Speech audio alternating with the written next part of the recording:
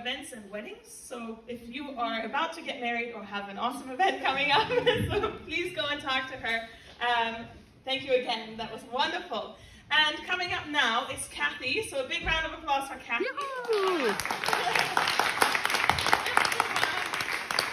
And Kathy will be doing some poetry for us for the next 15 minutes. Enjoy. So at least I don't have to sing. You made me cry. So I'll do one maybe sad poem, and the rest are going to be joyful poems, I promise, or I'll cry again. So my name is Kathy Whitmire. I am a poet in addition to other things, but I host a poetry retreat called Word to Action in Eschen at the end of May. The cards on your table are about our event in Balzers on June 1st. It's climate poetry. I've got 4 poets coming from the US, and we've got some students filling in too. So take some, there are more at the desk, take some, pass them around, it'll be fun. This poem is called Genesis 2:20. That's the part in the story of Genesis where Adam names the creatures and plants. What is it you are up to, noisily plodding this paisley path, plotting, the conquering, a naming of all that you don't own, as you unsettle deer, quietly foraging, nettles, yarrow, clover. Good morning, lovelies, you say. You name those you do not at all own, and you grace your own babies with given names, yet you call them pumpkin. But you do not own them either, or the lovesick thrushes playing hide and go seek. You don't say blackbird, but hi babies, even though your own womb played no mother to this magnificence. Your ugly boots plod past a paddock, and you diminutize a Herculean palomino with, hello, horsey, and grazing auburn heifers, adorable methane gassers you call cute. Cute milk, cute steak. And last night's rain drips off St. John's wort's golden face. Don't cry, cupcake, you coo. Even rabbit or horse or flower or fox are too much to utter. Try brother or sister, not mother. Better aunt or uncle, or how about God? For this is good, and your delight childlike. Be like the tree, the moss you pet. Stay silent. Diminish not that which cannot be named, not after that first original taxonomy. You claim a power, use the miniature as if it owes you, its grackle, its growl, its buzz, its hum. Maybe it calls you baby. In your spring dress, moss dress, baby doll dress, within the bounds of your bones, of your flesh, of your ignorance, and it starts to rain. Smell past the carcass's remnants, a cat perhaps, a fox got her. Feral cats don't belong here, eating young wrens, poor babies. The cat's purr sounds just like the wing beats of a songbird. Did you know that? Heavy-booted plodder calling, here kitty kitty. Eden is a backyard. Eden is a rooftop garden. Eden is fenced in. Eden is plowed under. Eden is asphalted. Eden is a warbler's nest. Stop calling the nuthatch honey bun. It doesn't call you sweetie pie. Surely it has another name you can not understand. You Adam, you Eve, you little God.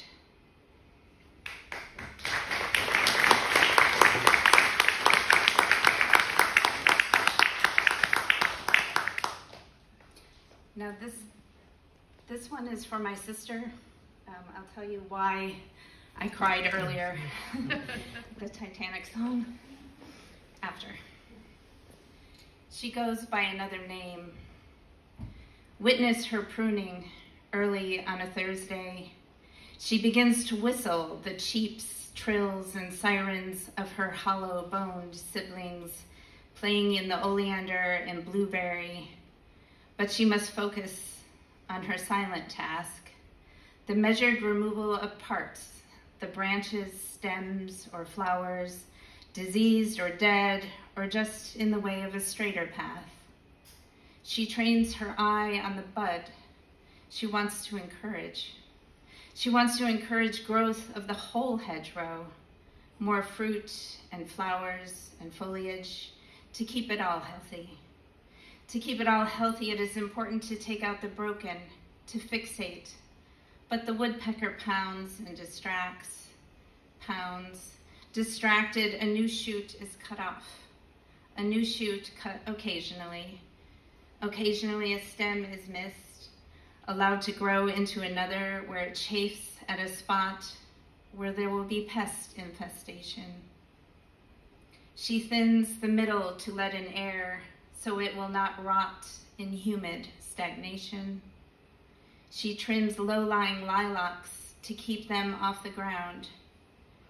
And she cuts back to the bud even the youngest shoots of the elderberry shrub, encouraging branching as she fixes her gaze on the pruning. Her toes exposed at the eyelet hem of her white night dress. Her soles impress the dewy grass, supplicant, where in her own story she fancies herself a goddess named Callista. But in our books, she is always a crab, not because of her snipping pincers, but the growths like arms we call cancer. So that's the only sad one.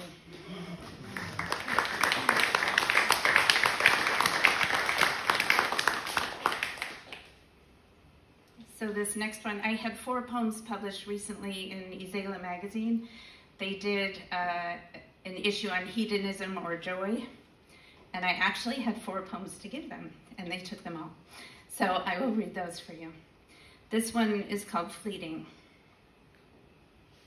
and it was inspired in Val Roseg in Pontresina, where you can feed the birds out of your hand.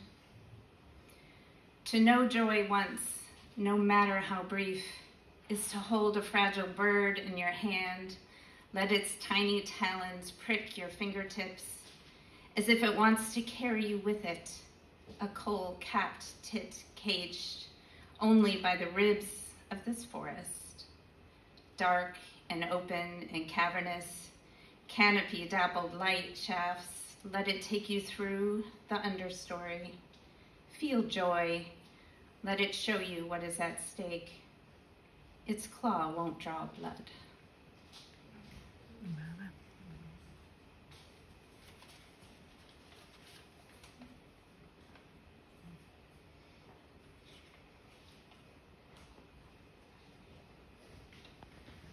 This one is called Researchers Have Engineered Out the Natural Dispersion of Crop Seeds. Today, only weeds shatter, exploding with dispersing energy to propagate wildly. You shatter in ways that ring your face like bloodshot raccoon eyes. Mascara is not for the shattering days. Sweats, cap, and running shoes are. You pound root-laden trails, escaping pavement and rage of thought, and come back, lungs refreshed, flesh fertile for seeds the wind throws. Sometimes shattering is good in a meadow. Pasture grass needs the turgor pressure to blast the abscission zone like fireworks. Glitter, chrysanthemum, peony, time rain. These pyrotechnics of the field need not be stored at cool temperatures and stable pressure, but you should be kept that way. Me too. always maintaining a controlled atmosphere. Someday I'll shatter and you'll be there to catch some of the seeds in your hair, to root deep, and you'll wait till next year for the wild wonder of green and yellow, undulating in spring meadows, neglecting the order of plowed rows, and the oohs and ahs of my uncoiling, multiplying 100, no 1,000-fold.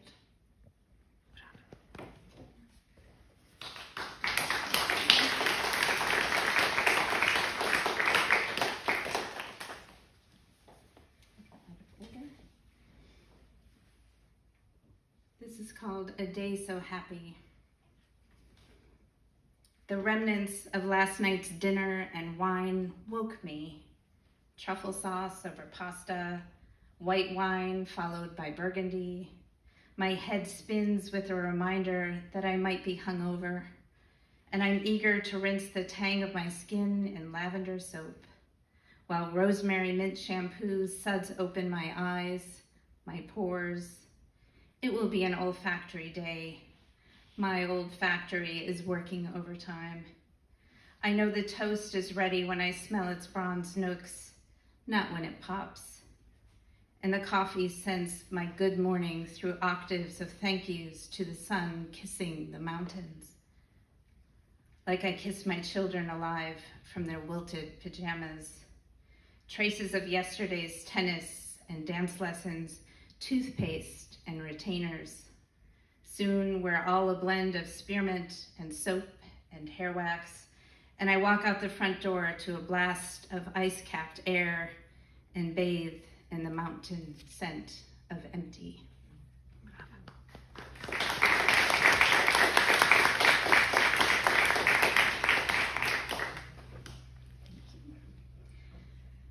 This is for one of those Sundays when it seems like everyone else on your street is going to church. Prodigal garden pruner. November's yellow leaves still hang like sloppy rags. Black locust buds spear this Sunday. My rain boots collect mud and shiny leaves as I inventory popping bulbs breaking the mulch, poking up in random spots where our children buried them last June, wilted in their pots. Crocus, jack-in-the-pulpit, grape hyacinth, varietal tulips, an ever-eager yellow daffodil. I walk, no, I strut, through flowering foliage, a fool who does not prune or sculpt ambitious branches. My ash and oak sketch charcoal lines above a green brushstroke of grass on the gray canvas of this morning's mist. The buds' tiny faces, pink silk or lemony green, reach into the fog, imploring the sun to warm us. Neighbors with perfect gardens pray for me in a chilly church. Stained glass martyrs, their only joy. And here, I plod in my unruly Eden, content to let God do his own work, feeling blessed to let God do his own work.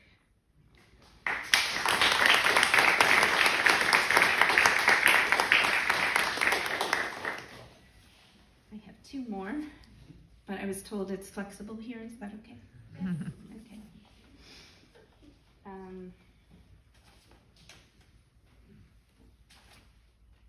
Okay.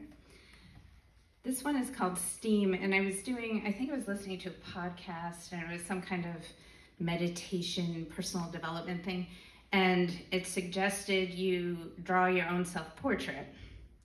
So I went home and I did that. As a creative person, I did an Art Deco portrait of myself. As a poet, I put it into words, and that's this. My medium was steam, and that's the title of this poem. The smooth, steamy canvas of a shower door's frameless glass invites me to map a portrait of my naked self. I welcome the impermanence of it. The clouded sheet draws my finger to soft, dewy lines. Steam rises off moist skin, dripping deluge at my spine. I start in with my head. It becomes a gibbous moon, a face turned away from the light. I darken half of it, the left, as it looks to the night sky behind it. It rests there, no neck to harpoon it. A straight line becomes my shoulders and turns into a parallelogram, shrugging an indifference to chest and hips and thighs. I slash mark a mirror. My moon face turns away as if in shame from the globe-like breasts, afraid of the spotlight. A weak right arm attempts to hide them in shy modesty and drips the build-up mist. I draw the left arm guarding my birth canal, a privacy seldom afforded in childbirth, as it balances my droplet-shaped womb and belly. Fog condenses on the door as I luxuriate. A soft, gentle stream of heat runs down my back, my legs. I sketch fragile sticks on top of narrow feet, turned inward and trying to hold in spiny blades traced on glass. Everything drips past that grass, onto the tiled floor, and into the drain like roots. Yeah.